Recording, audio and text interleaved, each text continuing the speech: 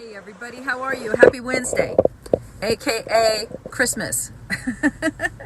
So I woke up to a question this morning from a viewer, and it's unfortunate that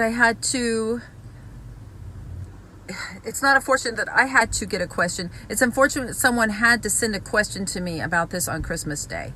Like I've told a lot of you, this holiday is, for some very difficult because it's their first holiday sober.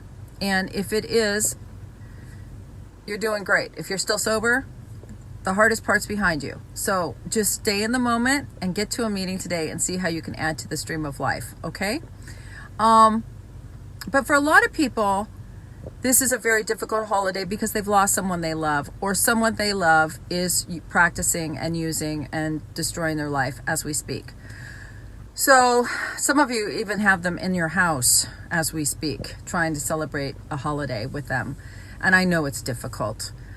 Please try to stay in the moment. Ask God for help. I want to address this one question. I also want to say that I've gotten a lot of messages today from people that have gotten and stayed sober, and congratulations to all of you. Mazel tov. Yay. Stay sober. It's worth it. This is probably, if you've been able to do it, this is the start of an amazing year for you coming up. So stick with it. And I've heard from a lot of friends and family of people who we've lost this year. And I've lost a lot of friends this year. And a lot of people that I know didn't make it. And their friends and family have contacted me. Sorry, I'm going to get a little emotional here, but and just thank me for being a part of their life and helping them through this time. And it is difficult. It's difficult for the person who's suffering, and it's difficult for the family. So on to my viewer's question. And I want to say yesterday I did a video, a really quick vlog, just because I haven't been talking to you guys for days. Things have been crazy, and it cut out and it cut off on me. And I just wanted you to know I didn't mean to do that for dramatic effect. That happened, and I thought, shit, I've got to re-record this, but I knew I wasn't going to have time, and I had to get something out to you to let you know I love you, and life is in session for me as well as for you. And sometimes things just have to be imperfect, and you just have to keep moving forward. So that's today. Let's just keep moving forward, no matter what your circumstances is and what you're up against. Now, I want to talk about this viewer's question that I got today. Basically, what he said to me is that he has a daughter. She's about 30, and she has 2 children, about 5 and 10. I'm just kind of making this general so that, protect anonymity, even though there's no way you could possibly know who I'm talking about. But anyway, I'm doing this primarily for him. It's easier for me to speak than it is to text, type, direct message, email. I like to speak because then it just gets my experience gets moving. And then I like to post it because I know there's other families out there that are going through the same thing.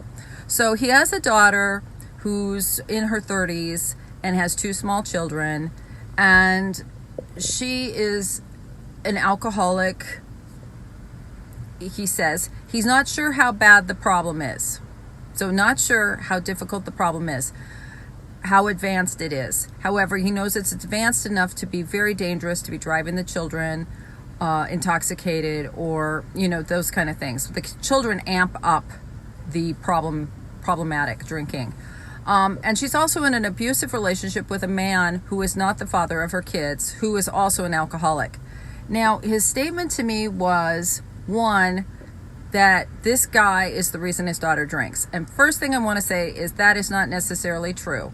I know you want to believe that, but an alcoholic is an alcoholic.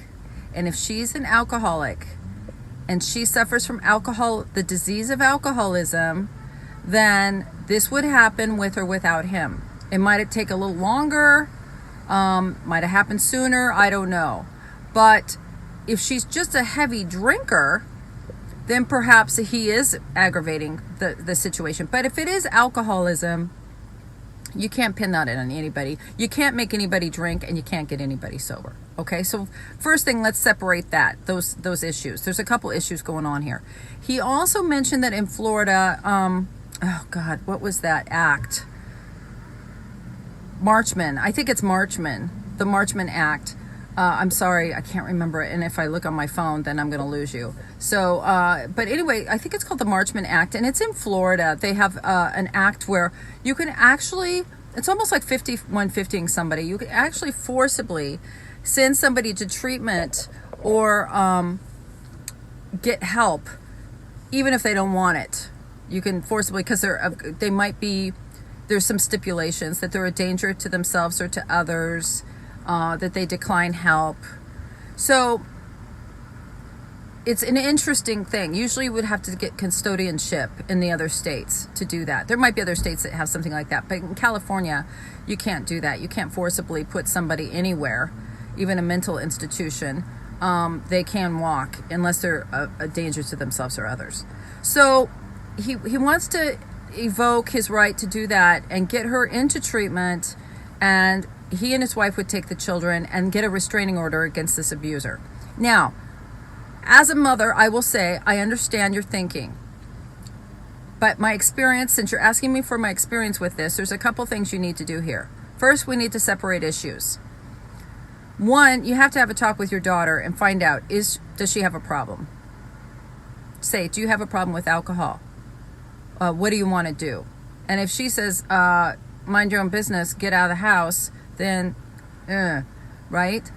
It's very hard to get somebody help that does not think they have a problem and who does not want help. It's almost impossible. There are some interventions that work, but they are rare. You have a two-edged sword here. You also have an abusive relationship involved. So there's some more going on here. The first and foremost thing that I'm going to say to anybody out there dealing with something like this, the first thing you're going to do before you decide you're going to help your daughter, you're going to help those kids. If those kids are in danger, that is the primary concern. Whether your daughter gets sober or not, your grandchildren are in danger. Okay? So if your grandchildren are in danger, whether your daughter wants help or not, you need to do something. And you might have to do something drastic. And I'm not just talking to the person that contacted me. I'm talking to anybody out there. If you know children are in danger, it is your responsibility to call for help. You need to report that the parents, even if it's your children, are using drugs in the house, cooking meth, shooting heroin, drinking. There's physical abuse, and you need to have CPS go out, or whatever it is in your child protective services in California. You need to have them go. You can say that you will be the child's guardian, and they will take the kids and they will give them to you. You need to do that. Children can't do that for themselves. And children are the ones that really get the shit kicked out of them with this disease. So that's the very first thing I want to say. Those kids need help right away. The next thing with the boyfriend, not much you can do about him. You need to ask her what she wants to do. If it's abusive enough that she's afraid to leave, then we need to go a different direction. So I need a little bit more information here. But the first thing I would say is you need to have the conversation with the daughter. Do you realize your drinking is out of control? Do you realize you're in an abusive relationship? What do you want to do?